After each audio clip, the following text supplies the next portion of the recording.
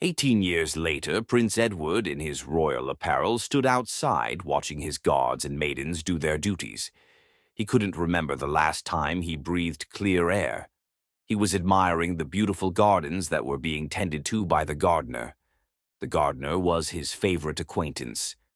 "Lucas," he called, and the gardener looked up at him with a smile on his face. "Do you need my services, Your Highness?" Lucas asked with one of his knees on the ground. Prince Edward couldn't stop the smile that escaped his lips. "When you are through tending to the flowers, I'd like to have a word." "As you wish, Your Highness." Lucas went back to tending the flowers while Prince Edward went inside the palace. Lucas is the cousin of the priest, Priest Louis. Although the priest and the king aren't on talking terms, Lucas made a vow that he was going to serve the kingdom. Priest Louis had tried so many times to talk him out of it, but he refused. Ever since then, Lucas and Prince Edward became best of friends. After he was through tending to the garden, he cleaned himself up, changed his clothes, and set out to meet the prince in the palace. The king wasn't in support of a mere commoner coming into the palace, but since the queen agreed to it, he had no choice but to succumb to the idea. The prince, his mother, and his father were having their breakfast when Lucas walked in. Lucas was surprised to find Iriwan there. He bowed his head and greeted His Majesty and Her Majesty. Disgust and anger could be seen written over King Ghardiel's face, but Queen Elise ignored it and walked up to meet Lucas. "Would you like to join us?" Queen Elise asked, but Lucas was scared to say yes. He quickly shook his head, and when he looked over at Prince Edward, he could see that the prince was sad at his answer. The queen understood why he declined so. She did the only thing she could think of. "Edward." She called his son. Edward walked over to meet her, and she said, "Take Lucas to your room and make sure he gets something to eat." Prince Edward's joy couldn't be contained inside as he hugged his mother. "Thank you, Mother." "Thank you, Your Majesty." "Don't mention it, just make yourself at home." She watched the both of them leave to Prince Edward's room. She turned to face the king, and she could still find the same disgusting look on his face. "You should be grateful our son has a friend." "Do I look like someone who appreciates friendship?" King Ghardiel asked. "Of course you don't, and that is why your heart is stone cold. I am not going to race my son in that manner. He is going to be a ice-and-caring prince, and not a heartless king like you." "That he is also my son," the king retorted. "Your son?" The queen laughed. "If you truly considered him a son, then you should know what makes him happy." "And what do you think makes him happy?" "He wishes to live a life of simplicity and equality. A life where there's no simplicity when it comes to being a ruler.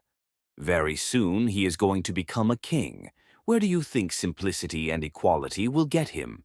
The arguments went on for hours. Lucas and Prince Edward overheard each of their conversations. Lucas turned to look at the prince, and he noticed that the prince was sad, so he went closer to cheer him up. "Hey, I know you are going to make an amazing prince," Lucas assured with a smile. "What makes you think that?" Prince Edward asked, focusing his attention on the blue-eyed boy sitting next to him. Lucas stood up and demonstrated how a prince should behave.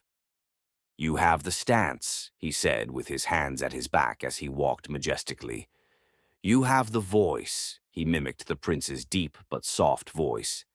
And lastly, he bowed his head, and with his hand on his chest he said, "You've got the heart." Prince Edward couldn't stop laughing. "Do you have to be dramatic all the time?" he asked, still trying to control the laughter. "Of course. It is the only way can get your highest to smile." "You made me smile all right?" Their conversation was interrupted by the king's appearance in the room. Lucas turned to bow to the king, but the king ignored him. "Al would like to have a word with you." King Ghardiel told H's son, who was looking at his friend, that was shivering in fear. He knew Lucas was scared of his father, but then he prefers the company of Lucas to other male attendants. He was the only one who understood him. Why his father doesn't like him was one thing he can't figure out. "I am all ears, father," he answered. King Ghardiel glanced at Lucas with a stern look on his face before returning the stare at his son. "I'd like to speak to you, alone," he emphasized. Prince Edward knew what he meant, but he didn't want Lucas to leave.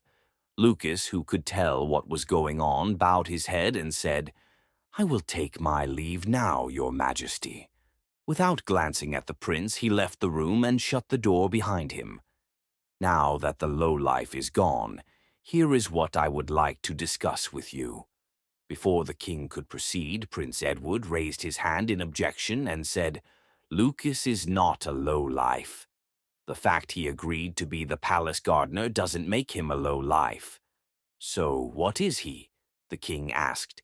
Prince Edward looked at his father and wondered why he was given such a heartless king as a father. How can't his father understand him? "Answer me." The king's raging voice echoed in the room, and for once in his life, Prince Edward was soared. "I command that, as the king of this land, you will ans. He is my friend, father." Prince Edward cuts in before he could go further. "For 23 years of my life, father, I've never had someone to call a friend. He is my one and only friend." "I won't accept that." "Why, father? You are royalty, and he is an ordinary commoner. It won't be a surprise to me if he tries to take your place." "Father, I don't ever want to see you with that lowlife. The next time I see him with you, I will make his life a living hell." Before Prince Edward could say a word, King Ghardiel left the room. Prince Edward sunk into his bed with tears in his eyes.